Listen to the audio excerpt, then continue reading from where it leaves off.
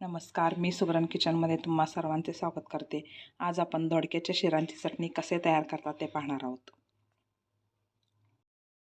भाजी करण्यासाठी मी पाव किलो दोडके घेतलेले आहेत. हे स्वच्छ धुवून घेतलेले आहेत. आता ह्याच्यावरच्या शिरा काढून घेते.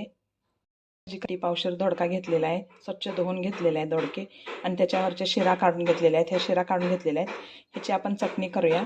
आणि ह्या दोडक्याच्या आता दीड इंचाच्या काप करून पण भरल्या दोडक्याला कसे मधोमध छेद करून घेतो तसे मी हे कापून घेणार आहे.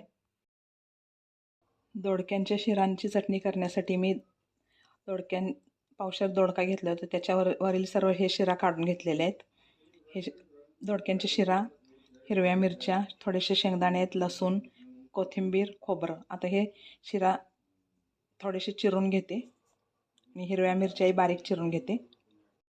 दोडक्यांची शिरा आपण काढून घेतले तर ते बारीक चिरून घेतलेलं आहे. मिरची बारीक चिरून घेतलेली आहे, कोथिंबीर बारीक चिरून घेतलेली आहे. आता हे सर्व तेलामध्ये आपण परतून घेऊया. सर्व साहित्य तेलामध्ये भाजून घेण्यासाठी मी कढई गरम करायला ठेवलेलं आहे. त्यामध्ये तेल घालते.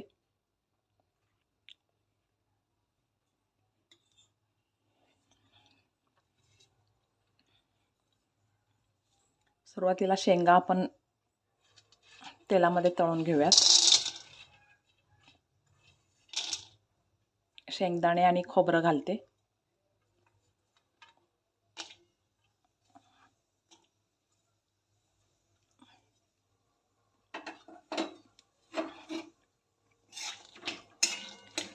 चांगलं तांबूस होईपर्यंत चांगलं तेलामध्ये चांगलं भाजून घ्यायचं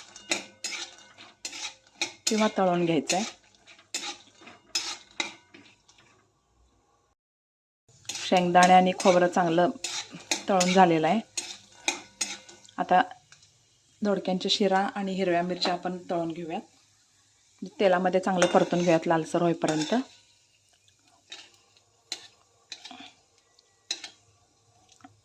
आता मी हे डिशमध्ये काढून घेते.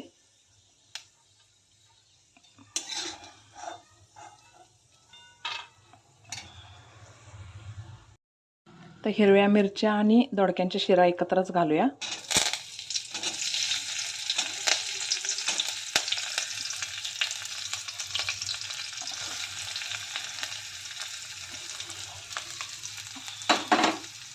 आता हे चांगलं कुरकुरीत होईपर्यंत परतून घेऊया.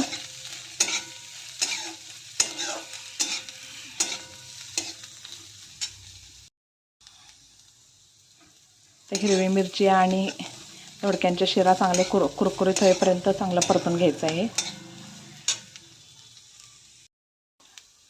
दोडक्यांच्या शिरा चांगले भाजून झालेले आहेत. हे मी एका डिशमध्ये काढून घेते आणि सर्व साहित्य गार झाल्यावर आपण चटणी करून घेऊया.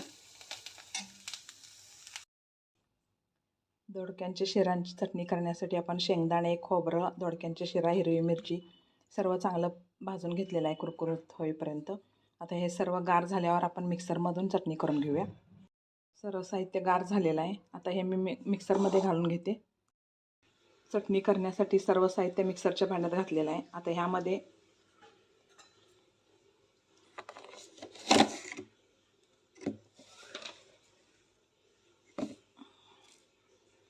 मीठ घालते. त्यानंतर 1 चमचा जिरे. आता हे सर्व बारीक करून घेते. दोडक्याच्या शिरांची चटणी तयार झालेली आहे. ते मी एका बाउलमध्ये काढून घेते.